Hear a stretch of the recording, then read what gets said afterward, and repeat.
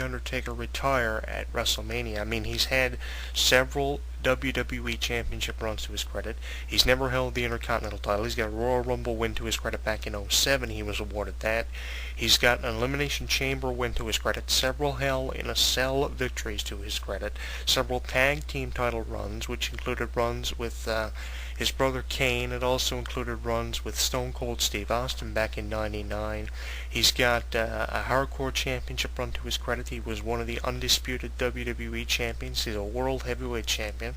The Undertaker's career is very unprecedented, and his win and loss streak is even more impressive. The Undertaker has won more victories, singles victories, than perhaps any wrestler in the history of WWE. Edge holds the record for holding the most WWE championships in history, an unprecedented 31, but I think if you're going to compare Edge's and The Undertaker's win-loss streak and win-loss record, The Undertaker has more marks in the win column than he does in the loss column. The win-loss record, not just only at WrestleMania, but through his entire career, is very unprecedented. And if you don't believe me, you can pick up any Undertaker DVD which documents The Undertaker's win-loss streak, which is very heavily highlighted, especially in the Tombstone DVD, which was released several years ago. I believe back in '05 or '06 that DVD was released. It was a 3-disc set that profiled 20 of The Undertaker's greatest matches, and they were all very important and significant matches in his career. But I think that his win-loss record is very highlighted when it comes to any DVD or Blu-ray release considering The Undertaker. There's going to be at least one more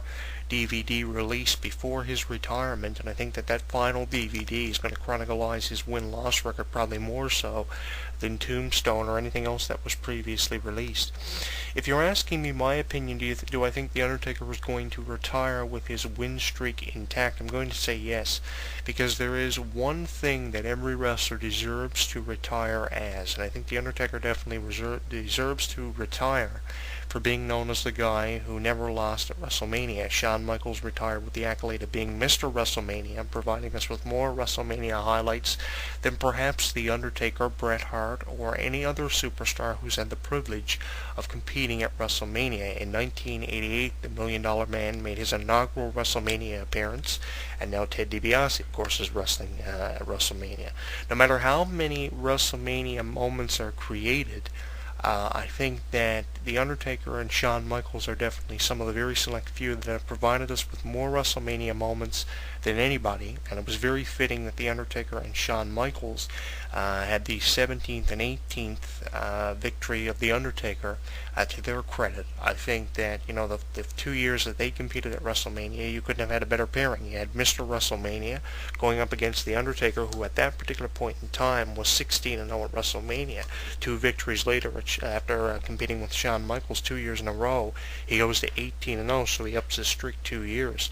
I think that, very few people have provided us with very, many WrestleMania moments, and I think The Undertaker and Shawn Michaels are up there with providing us with the most. How many other people have provided us with so many WrestleMania moments? I don't think as many as Shawn Michaels and The Undertaker have, and that says a lot.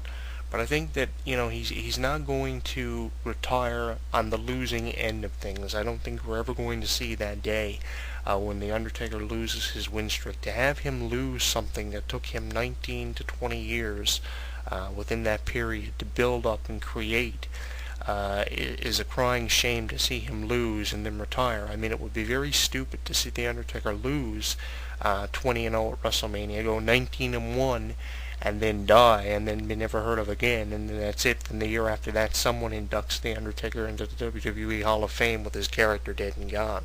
I think that we're not going to see the day when The Undertaker loses at WrestleMania. I think the way the story would work, now I could be wrong with my analogy of this, but I think the way that WWE Creative would approach this would be somewhat of a Ric Flair type of send-off, where he goes into WrestleMania, wins so many times, and loses, and then retires. But I think that what they'll do with The Undertaker, in The Undertaker's case, and in this type of circumstance, where I think WWE Creative are very conflicted as to whether or not to have The Undertaker give up his win streak to someone like Kane, who would be a very fitting opponent for him to lose his win streak to. Who would you like to see The Undertaker lose his win streak to is another question I'm throwing out to the listening audience in our radio forum. You can leave your opinion in the radio forum, in the forum that pertains to this podcast, or on our YouTube channel, youtube.com, Jonathan Clarke 22.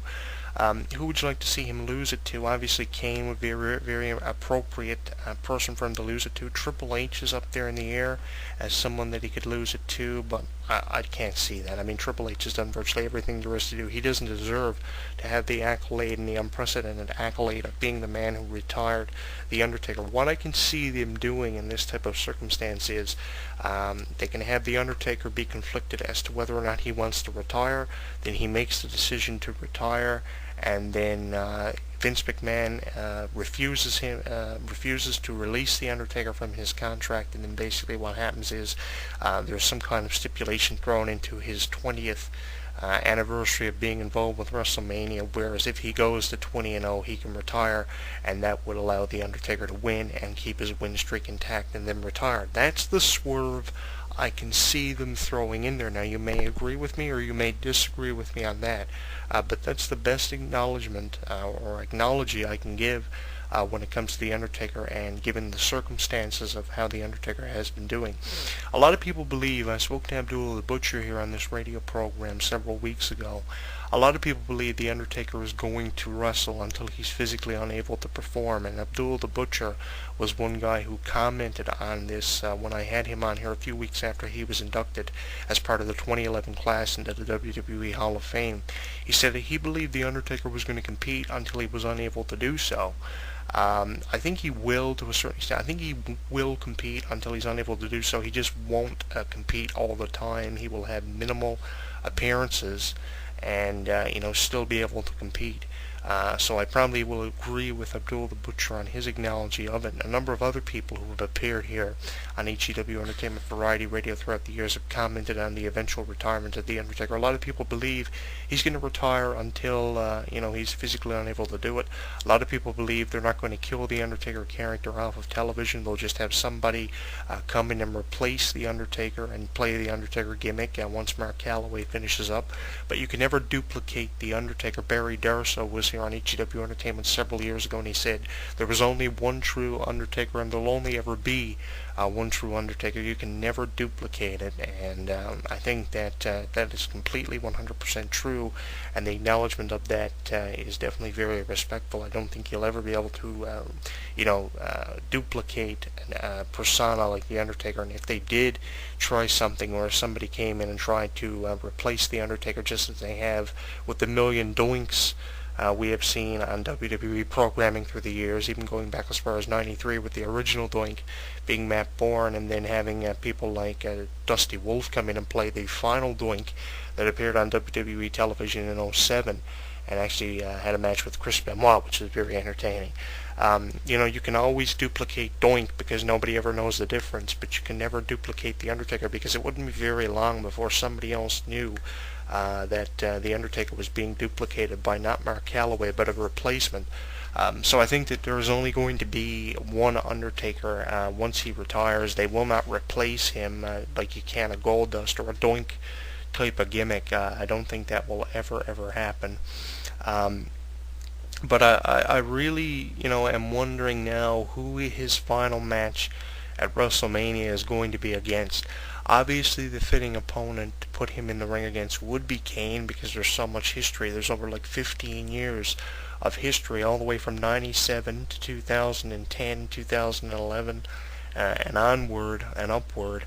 There's an extensive amount of history between The Undertaker and Kane, and every DVD that The Undertaker's had released about his career profiles that. So that would be the fitting opponent for Kane to work against at WrestleMania if they were going to have somebody actually defeat The Undertaker, or have The Undertaker working against somebody in a fitting program at WrestleMania. Then you can have Paul Bearer come back and have The Undertaker and Paul Bearer be side to side, like WWE were trying to do.